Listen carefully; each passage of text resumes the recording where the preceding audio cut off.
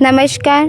Swami Vivekananda college of management science and arts Warud जनसंवाद व पत्रकारिता विद्यार्थी विभागातर्फे मी पल्लवी पचारे BA JMC विभागाची विद्यार्थ्यांनी आपणा सर्व दर्शकांचा SGC न्यूजमध्ये हार्दिक स्वागत करते.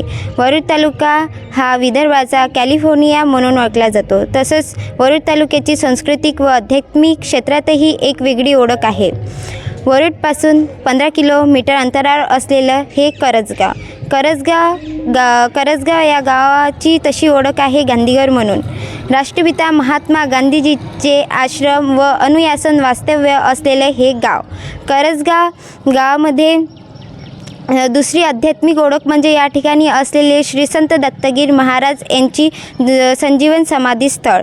हे संपूर्ण वरुड तालुका आणि आजूबाजूच्या क्षेत्रातील लोकांचं श्रद्धास्थान म्हणजे श्री संत दत्तगीर महाराज यांची संजीवन समाधी स्थळ हे अत्यंत पुरातन आहे आणि हे संजीवन समाधी समजल्या जाते.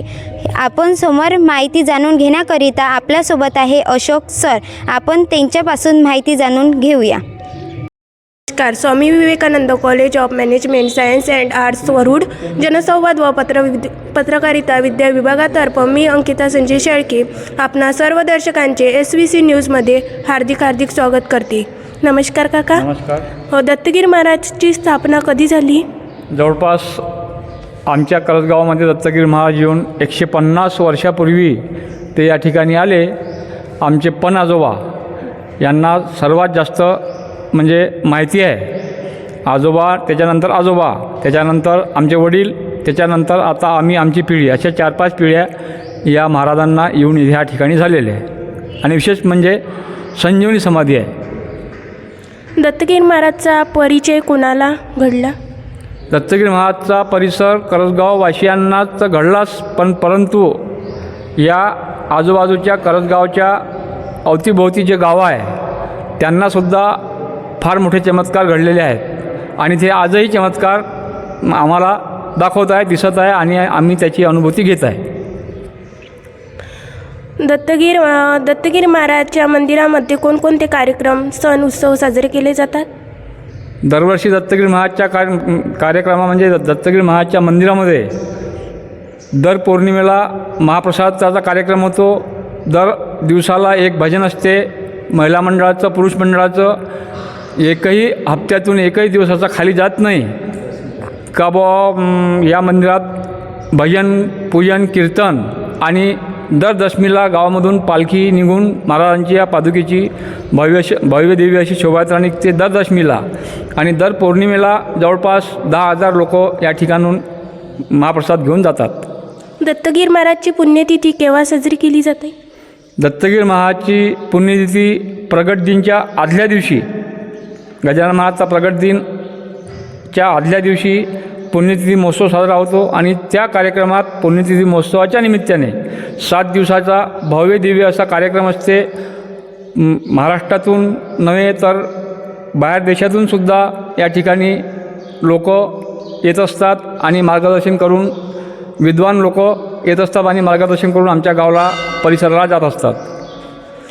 या परिसरामध्ये भक्तांची येरझार केव्हा जास्त असते? विशेष करून दत्तगीर महाराजचा पुण्यतिथी महोत्सव चालूमध्ये दररोज या ठिकाणी 5 ते 10,000 लोकसंख्येची भाविकांची गर्दी असते आणि त्या गर्दीने सर्व आमचं गाव दुमदुमून जातात. दत्तगीर महाराजचा साक्षात चमत्कार कोणाला घडला आहे का?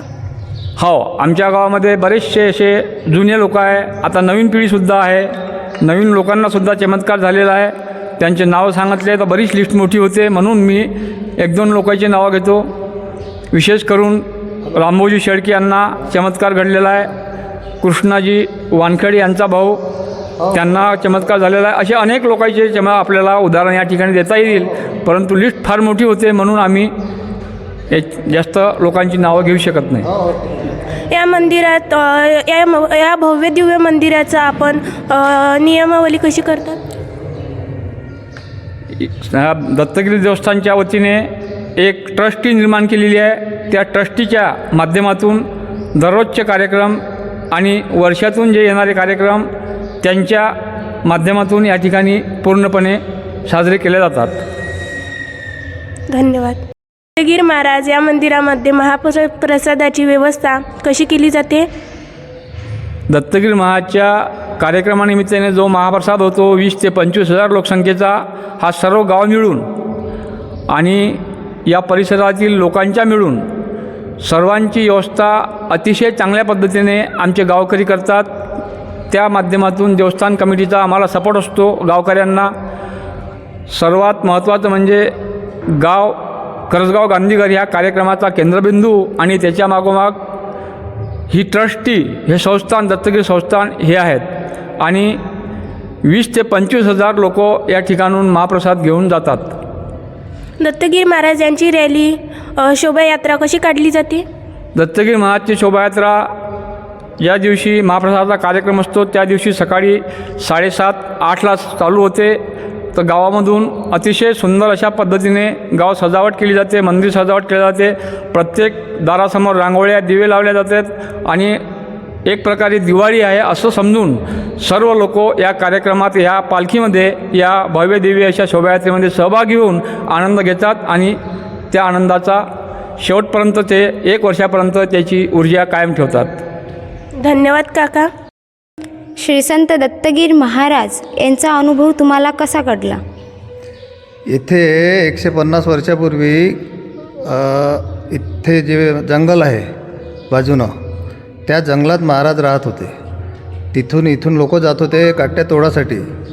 तर तिथून त्यांची प्रतीची झाली आणि त्यांनी इथं त्यांच्या आग्रहास्तव इथं जंगलातून आणण्यात आलं त्यांना.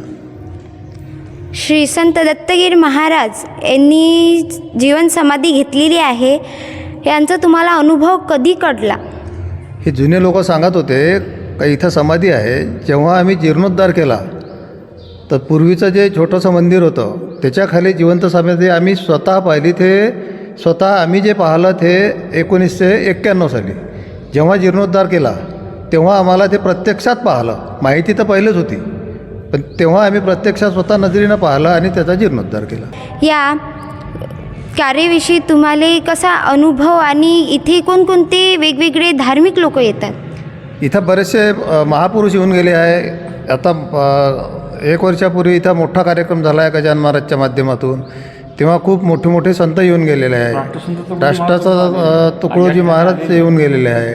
बरेचसे कीर्तनकारांनी तर मोठमोठे संत इथे येऊन गेलेले आहे. आणि इथे संतांचा अनुभव कसा असते?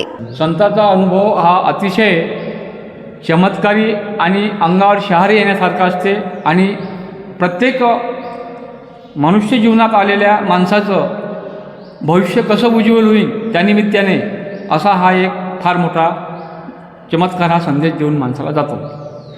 धन्यवाद सर. या कार्यक्रमाचा सहभाग तुम्ही कसा करतात? या कार्यक्रमाचा सहभाग पूर्ण गाववासी आणि जे ट्रस्ट मंडळी आहे या कार्यक्रमाचा पूर्ण सहभाग पाहते. या कार्यक्रमाविषयी तुमचा काय अनुभव आहे? मी या ट्रस्टच्या वतीनं भागवत सप्ताह समितीतर्फे भागवत सप्ताहाचं पूर्ण नियोजन ट्रस्टीच्या माध्यमातून आम्ही करत असतो. धन्यवाद सर. श्री संत दत्तगिरी महाराज यांच्याबद्दल आपण माहिती जाणून घेतलेली आहे. येथे उपस्थित असलेले सर्व कमिटींचा मी आभार मानते आणि धन्यवाद करते. इथेच अशीच माहिती जाणून घेण्यासाठी SVC न्यूज चॅनलला सबस्क्राईब करा.